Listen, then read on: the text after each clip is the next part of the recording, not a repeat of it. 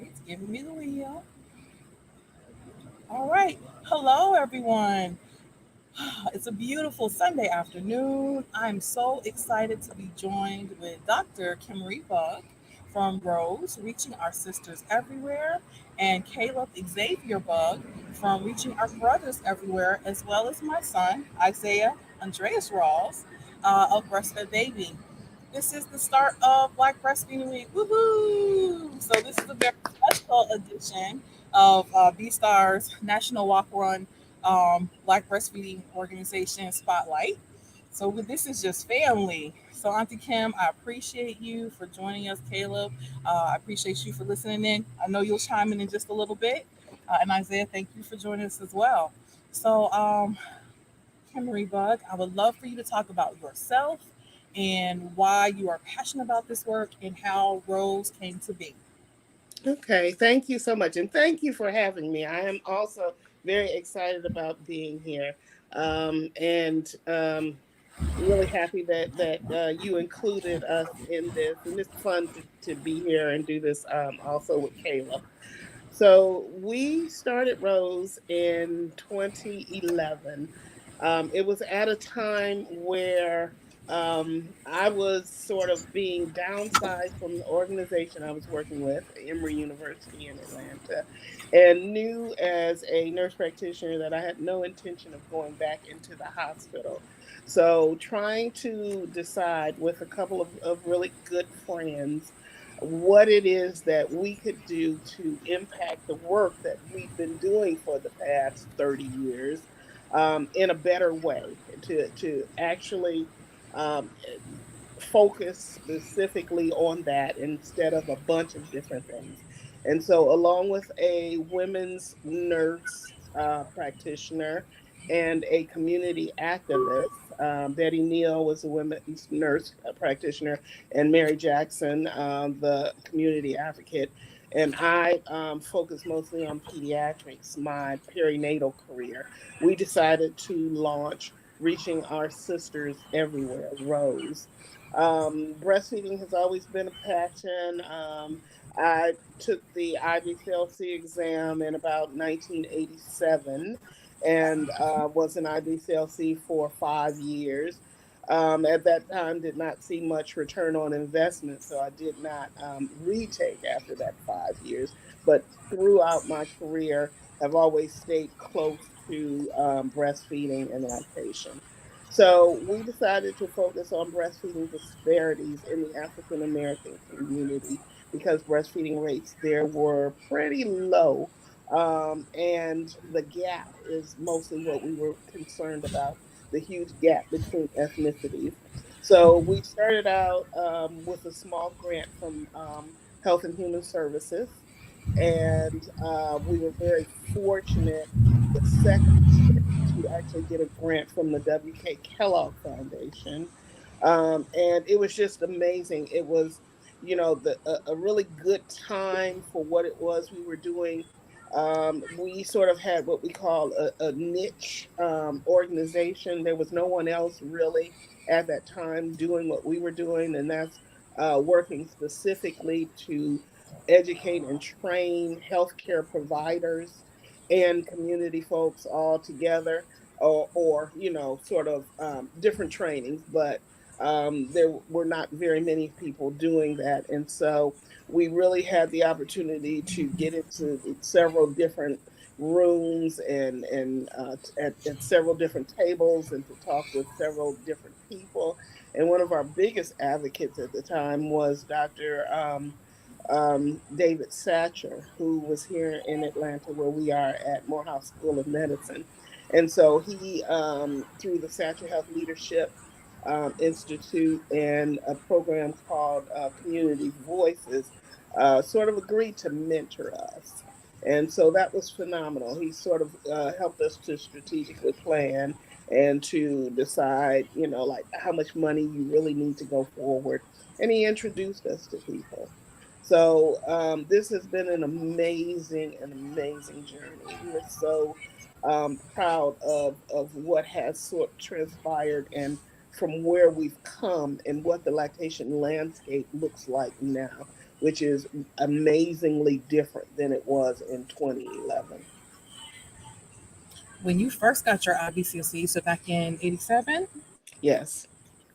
that's amazing because of course for us it feels like it has exploded with more black IBCLCs of color, and but it's almost like we're still almost scratching the surface. So I bet like back in the '80s, you were probably in some rooms where people were surprised and and all that funny stuff, but I'm sure it was not as diverse at all, right?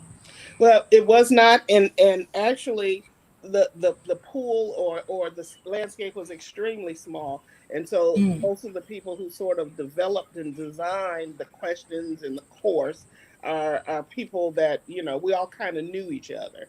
mhm, So yeah, it was definitely not very diverse at the time. The other really nice caveat is the fact that the CDC is here in the Atlanta area.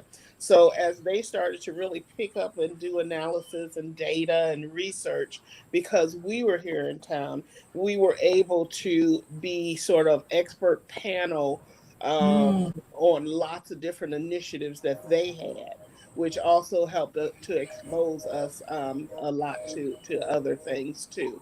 So we were really positioned at a really good place, and getting in those rooms definitely was not easy. But once that we were had the opportunity to be in those rooms, they definitely knew that we belonged there.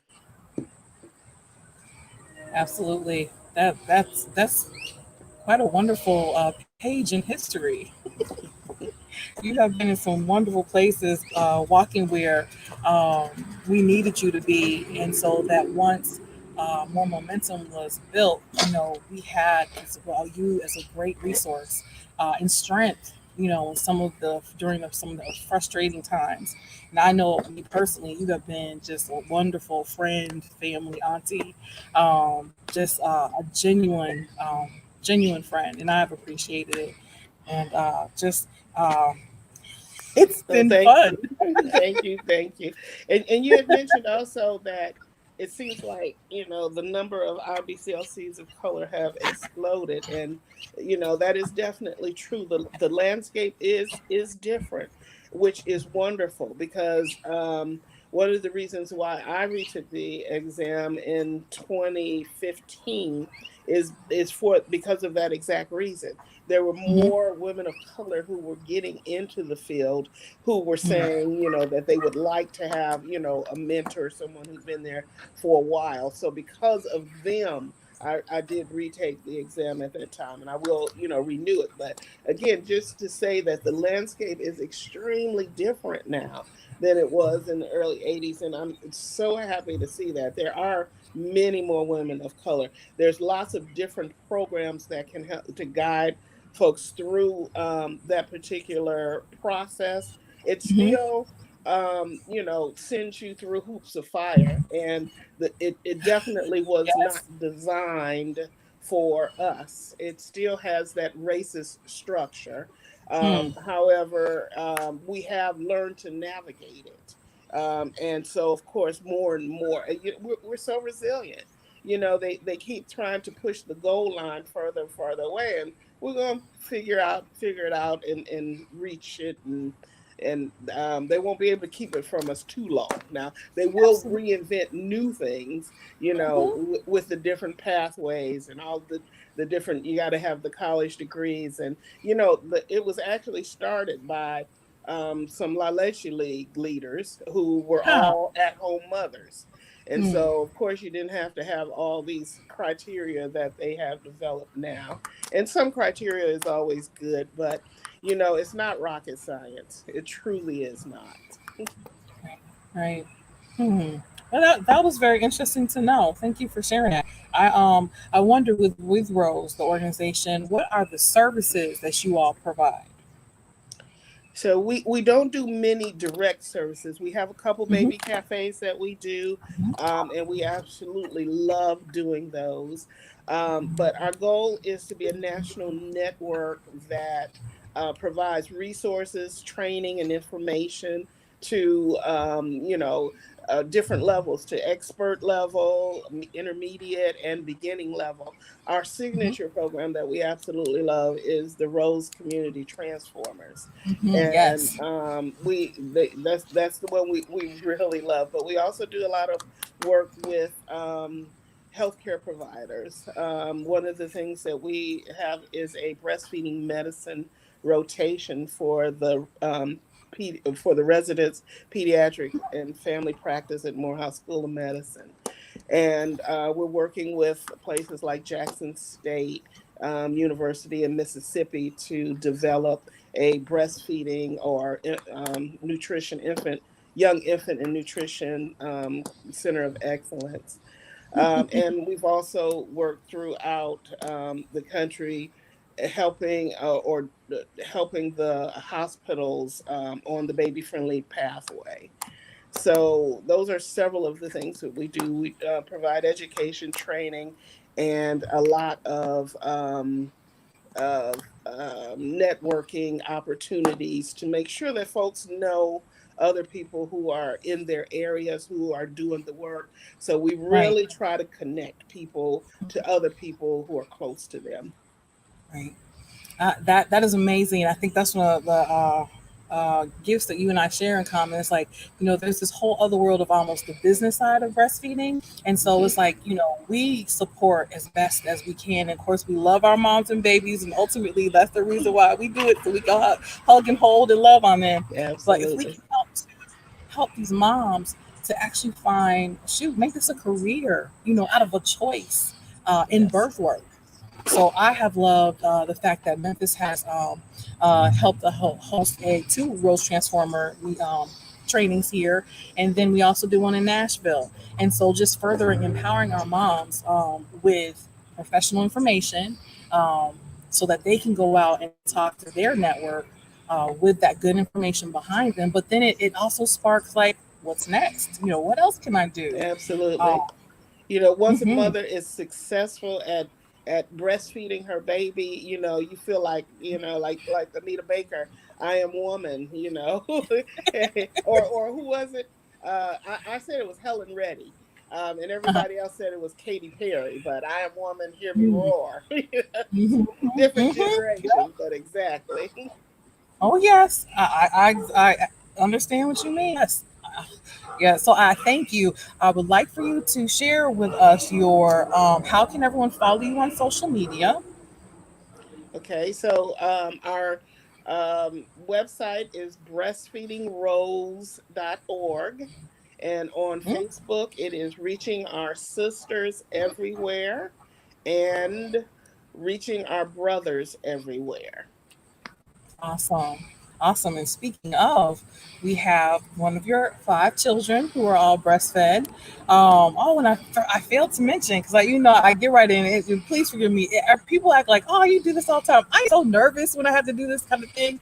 Um, you and I both come from unbroken chains of breastfeeding families, Yes, which is awesome, and which means that our grandmama fed our our mothers, and our mothers fed us, and we have fed our children, and so uh, and didn't realize how special that was. I didn't. And yes, so it's great to be an example of where our sisters are trying to get to. Some who are like the first in their family to breastfeed, after generations, it's the reclamation of breastfeeding, and also trying to heal some of the historical trauma behind it as well. Um, how have you felt just being a part of like that's actually like a movement? This is like a ministry. How do you feel about that? it really is. And again, it's something that, I didn't realize either until after I had my first daughters, and actually, I weaned them a lot earlier than I intended to. And my grandmother was the one who told me, why are you weaning so early? Your mother was fed for quite a long time, and found out. I knew that my father had also been breastfed Mm-hmm. for at least a year. So that's Mm-hmm. actually how I found out and started to ask more questions about that, because it's something you don't think about, and it's amazingly we don't talk about it. And so Right. it's different, of course, with our children because they've seen so much more and we've talked about it so much more. And I'm really happy to hear that, that we have, and really excited that other families are doing that now too, families of color. Right, absolutely. And then, you and I are both joined by our sons who are um, active in this work as well. And so sometimes moms feel like, they don't want to, they're very discreet, like overly discreet about their breastfeeding at home because they don't want to expose their sons to a boob or a nipple, or even just, their partners. And it's like, no, no, no, no. Our men need to see that. We need to make this as normal as possible for our boys and our children, because that way as they grow, hopefully God willing, they have a partner in their life who may have come from a breastfeeding family, but they may not have. And so how empowering is it to have a black man supporting his woman, to take care of their child, um, nurturing them through breastfeeding, and getting through that. I think that's another level of bonding for a couple. Yeah, it And it so just absolutely is. I really don't know how I would have made it. Again, with breastfeeding, especially the twins, for as long as mm, they did breastfeed, all mm, to about 3 years old, without my significant other being such an mhm. advocate. It's hard for people to be mean to you and be nasty to you when it's a 6'2", black Ooh, man wait, standing over your shoulder looking at them like what, you know. right. So it's a whole lot that I didn't encounter because it was Hmm. there. But I That's know what I'm so saying. many people who did encounter just meanness and ridiculous comments and things because they were nurturing and nourishing their babies, which Right, was right. of course insane. But I do know quite a few people that said Hmm. that's the reason why they quit and they did not want to do it. Yeah. So it just seems like there's so much, like, of course, pre-COVID, as we used to gather, people would come just for breastfeeding education and support, but they're really coming for the tribe mentality, of just promotion and resources and networking, for family issues and things and positivity moving forward.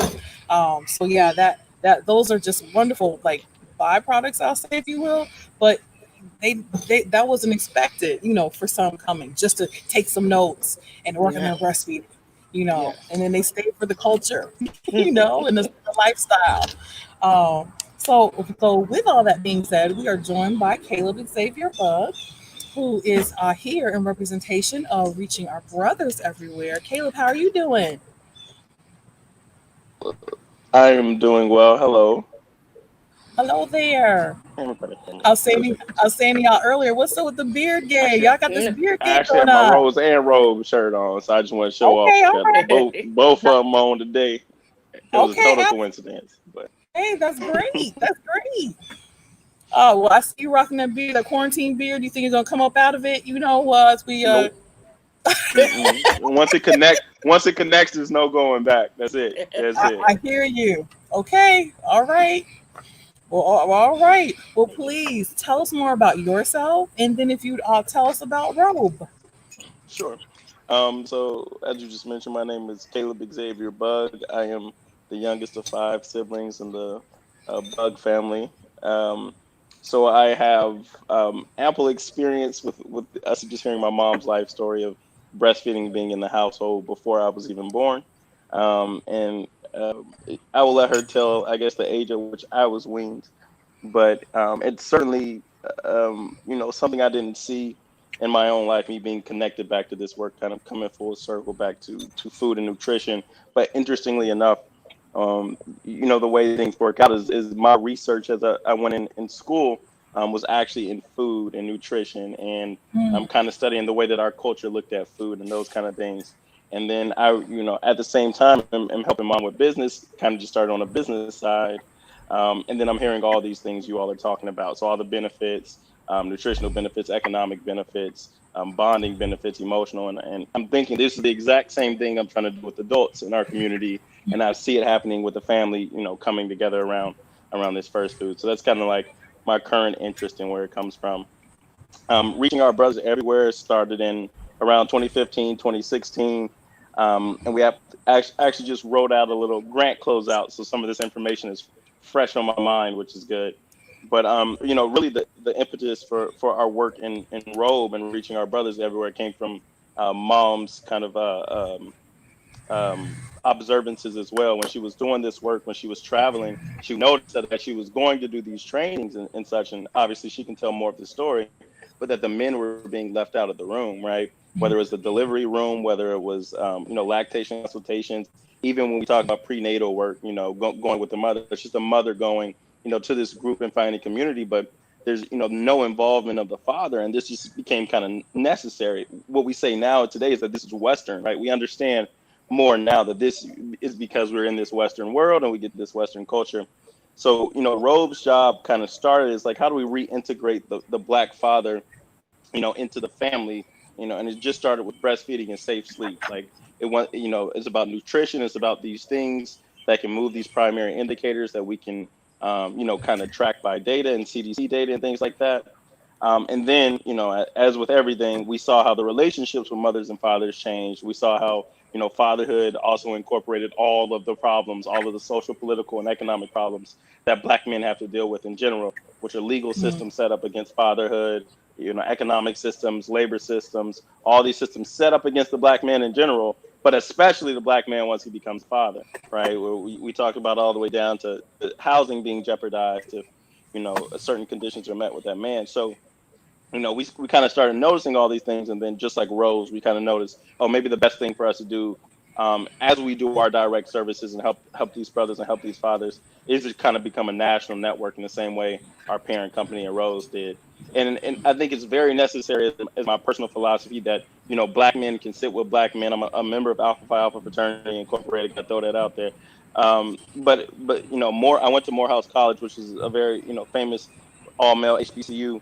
And it's very important to me that men can meet with men and solve problems and talk about, historical traumas that you're talking about, ways that we've treated, our sisters and our wives and our mothers, that were, as the results of the trauma that we took, from Europeanization and Westernism and things like that. So I love this space in Robe. I love watching Rose do Rose, and you all are always the shining light, Rose, BSTARS, all those, for how we as men group want to do these things, behind closed doors and get our community together just like you all. So, that's a quick story of Robe, and we just got onto another grant cycle with the CDC McKean grant. So we're looking to expand even more into hitting some fathers before fatherhood, that kind of thing. Moving more into preventive care, like you all do in healthcare. So Hmm. That is amazing. There's just something very phenomenal when Black men show up, and just Absolutely. the Always. energy, the Love Black energy. men. Oh my yeah. goodness, yes, absolutely, absolutely. And so, Black men, especially empowered Black men, standing together. So it has been amazing, Caleb, to watch you, in this work, and then Robe to come was like, well, okay, Robe, all right. I remember, I think we were down in Louisiana when we first got our first Robe T-shirt and all, and just to see that start to be a standalone in support of, it's like, okay, all right, where are we going? I know with BSTARS, we try to have our Dad's Day meeting. And then around our baby shower, of course, we invite our dads to come and be a part of it and have our dad's gifts and all that. Really love on them because we don't want them to ever feel left out, especially since they've made the effort to be in our space. So they want to be there. So the work you're doing is amazing, Caleb. And you definitely have our support. I couldn't find my robe shirt. I was like, okay, but we have it. It'll be amazing to see what's next. You should see your mama's face when you just talk. It's just beaming with pride and all. It just That's my baby. yeah. So I keep She and getting her the are one stage in soul. trouble We though. His one siblings soul. don't like for me to say that. He's the only one that his father and I had alone. The others came in pairs. And so we had him all by Right. himself for 4 years. Right. Oh, right. Pros and That, cons. Pros and right. cons. Yep. Yeah, because it's amazing. And I say you have two sets of twins, Yes. and Caleb. So so that is amazing. That is so amazing. And I'm always using you as an example. Oh, I'm about to have twins. I'm like, oh, I know plenty of my mom who have had twins and And they're breastfed all in different successfully. generations. Jen and Tay are what? At Z? Born in Huh? '78. Let's say Yeah, Z, and then Paul and No, Weston nowhere are near. Gen Z is the millennials, youngest one. and then Gen Z is the Caleb is an youngest one. X. So all Oh, from okay. Wow. She went all the different way the wrong way, but y'all generations. get it. But you know what? All that does, Auntie Kim, is keep you young. You got It to keep did. up with It her. did. Yeah, Ooh, it did. But now that he's old as me, it's hard. Mhm. he said, "Oh, awesome. Okay. Well, Caleb, please tell us how you can be reached on how Ro can be reached on social media, and how people can reach out." Of course. Also on Facebook, you can search "Reaching Our Brothers" everywhere. Just like Mhm. "Reaching Our Sisters" everywhere. And then on Instagram and Twitter, which mom content knowledge. It's okay. I got you. We're at support underscore robe. So support underscore robe, and it's the same thing for Rose. So at support underscore Rose for Instagram and Twitter. Okay. And then Awesome. we have a website as well, breastfeedingrobe.org. And please visit. And that's a quick way to see our work and reach out to us. Okay. Thank you. Thank you for sharing. And yeah, Of our course. children also will correct us real quick about this technology stuff. But Yes. with love, although they look at us like, like, look, that's why I have you. Yeah, I always forget the gram. Oh yeah, and all that at stuff and all that. But we're learning. We are learning, and if nothing else, this COVID era is forcing us to be in a learning curve that we probably thought we weren't going to get to for a while. But it's like, no, For you got to do it sure. right now, and you're gonna get good at it. So Yes. uh, I still fumble through, but our children help us to do it with love. Oh, Yes. so thank you, Kayla. Thank you. Oh, I'm here with my oldest, Isaiah Andreas Rawls, who is the owner of Breastfed Baby. And so, and him um, being dragged with love around with the things that I do for BSTARS, he came up with this great idea. And so I will let him share some information about himself and how it came to be and all that. Well, like I was introduced, my name is Isaiah Andreas Rawls. Um, I've definitely come from a four-generation family of breastfeeding. I mean, just unbroken. And, well, unbroken generation of family breastfeeding. The way my mom talks about me at her conferences, I was probably weaned yesterday. Um, but I would like to say, just like even with organizations, like all of them, it seems like they've come from a conversation. She says it and she says, "Oh, it's a great idea," but we literally were having a conversation in the car. She's like, "I was like, how come we don't get a shirt?" She's like, "They're purple and pink." I was like, "Well, yeah, I won't wear that. I wear a breastfed baby shirt." And then like it started from there. It went from there to like, all right, let's get these shirts. Let's wear these statement shirts, and it's not just gonna be a breastfed baby, because a lot of people aren't going to either ask you because they're like, "When, where?" or they're like, "Boobies." It's just like, nah. You look at my shirt, you see breastfed baby, and on the back, we wanted to make sure it has stats. We wanted to make sure what is the benefit of that. Even if you never see me, you never talk to me, you can see what the shirt stands for. And then the number one is I understand and I respect the woman for her body and what it can do. And it's just like it's something natural. This is like you said, a tribal thing, but tribal community, same thing. It's the support. And me, I'm not gonna breastfeed a child, but I can always offer that support. I can always stand over somebody's shoulder and deter somebody from getting that nasty comments. So with breastfed baby, I would love it for it to get to where Robe is, where it's kind of a standalone, where its own community in itself, as well as supporting the organization which it stems from. Definitely working that. Um, Even with this walk, as we've been working on it, I'm more so of a behind the scenes type of person. I'll still definitely do my support for the shirts, but I definitely love that, mother son dynamic that you have going on. You threw at your organization. I'm a member of Phi Beta Sigma at University of Memphis. And it's, my organization already sponsored March of Dimes. So then it's even bringing over programs and organizations that already have things going on and taking that additional step. Because people can be like, oh yeah, immature, born, children, let's take care of them. But I was like, wait, there's a next step. Even if they were born like that, breastfeeding can help them significantly and going on through their life. And that is a next step. And we don't have to just be giving money. We can just go to a meeting that's helping with food, that's helping, break down and set up.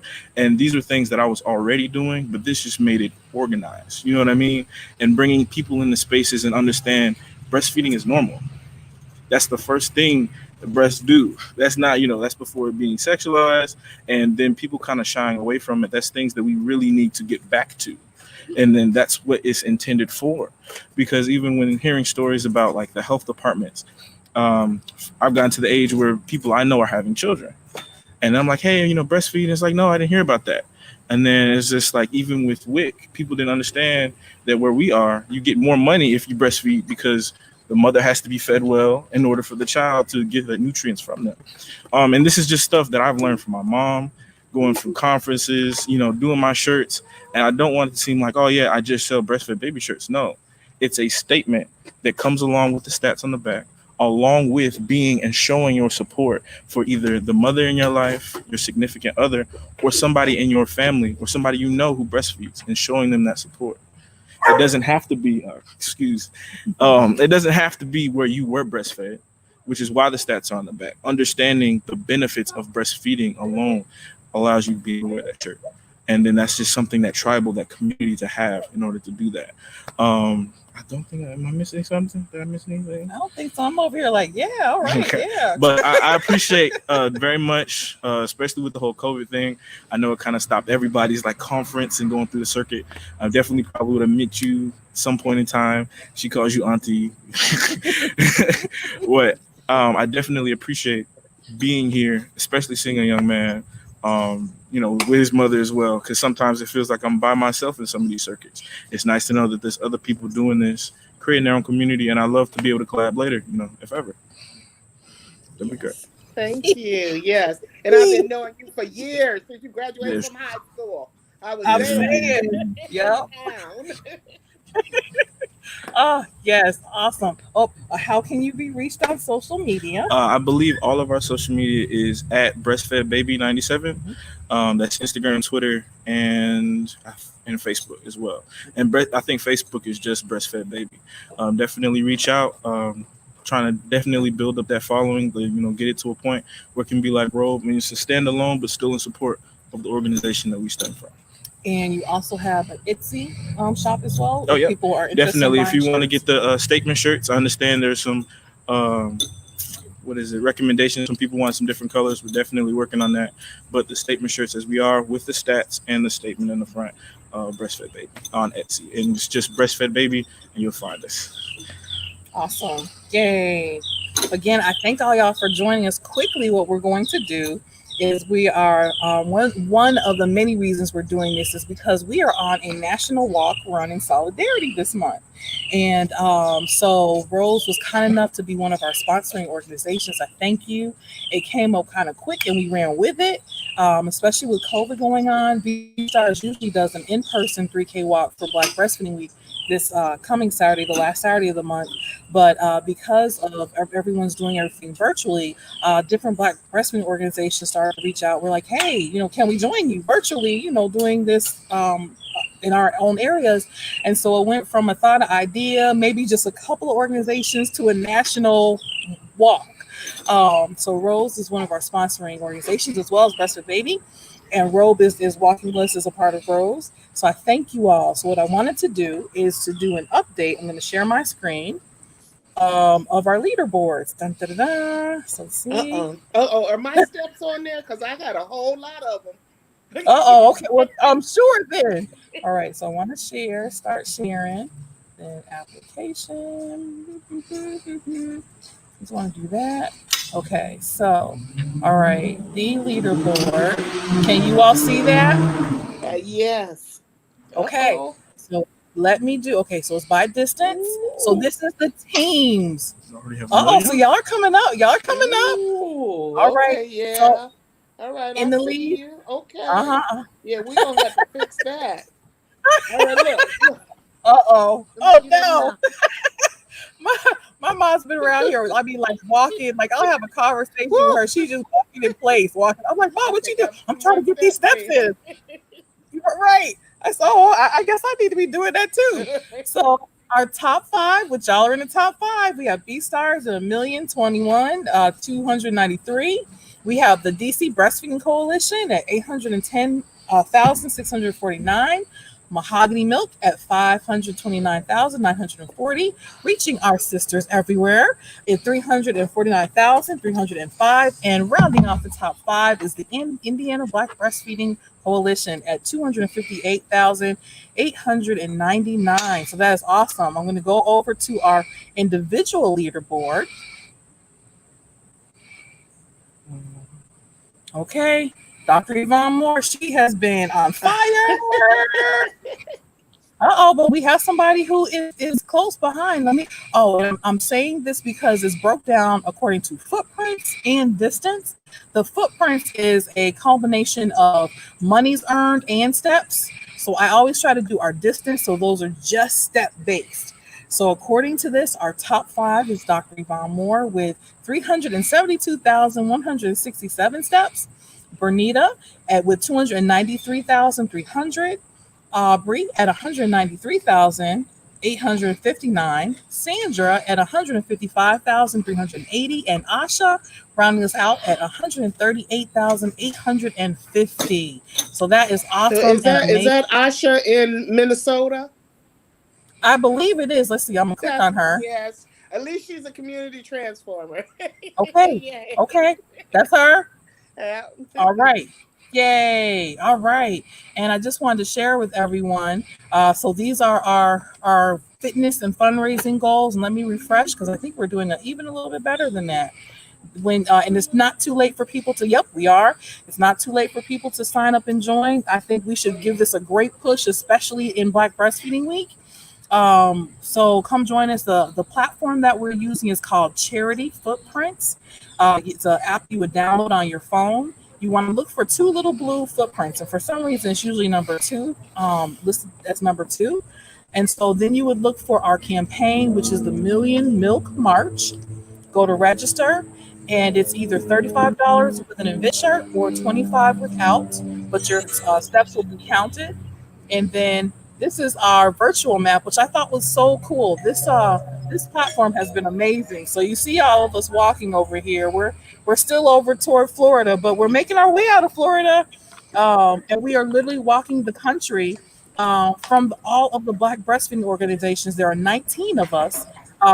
We're walking from one organization to the other across the country. So we're starting in Florida, ending in California, and then down here. Let's You see. talking with Jesus Christ? Let's see. I'll show you the teams. Oh, let me see if I can show you the teams.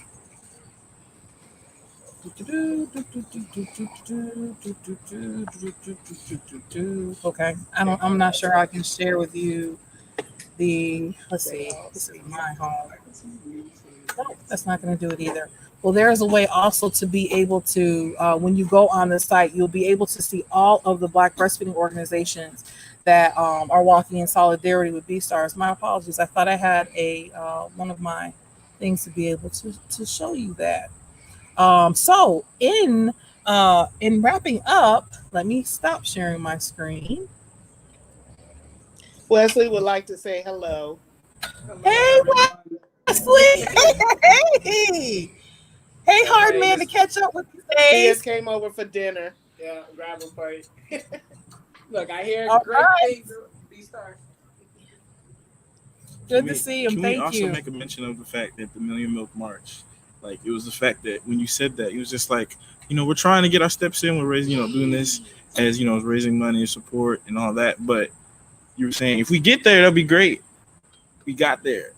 I mean, I know. But I was saying, it's like, wait. We're going after 10 million I steps. know we're going after 10 million, but it was Okay. even just in the beginning of that. It's just like, like it was the quick. million. It was just like, you're get to going after 10 million steps? Yes. Oh, please, Wow. good Lord.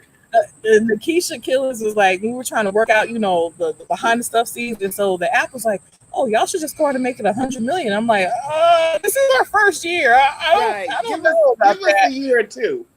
Right. We got to work the kinks out. So we put it to 10 million. So you see, we're at a million plus. How many did it show? Does it look like BSTARS was a million, and then Right. along with other people? All right, but together, was it showing us how many steps we have all together?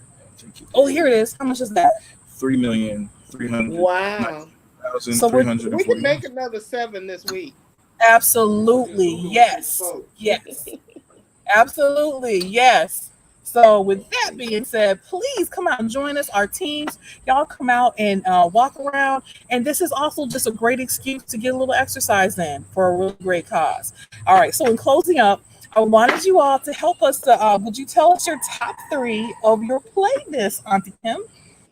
Okay, everyone knows one of my favorite is of course Tupac's greatest hits. And then every morning I have to listen to "Order My Steps in Your Word" to get my mind right, to wrap around what's going on. And then the other that I just love to listen to is Jennifer Holiday. Ooh, okay. All right. Order My Steps and Jennifer Holiday. That's great. I'm feeling like energized now.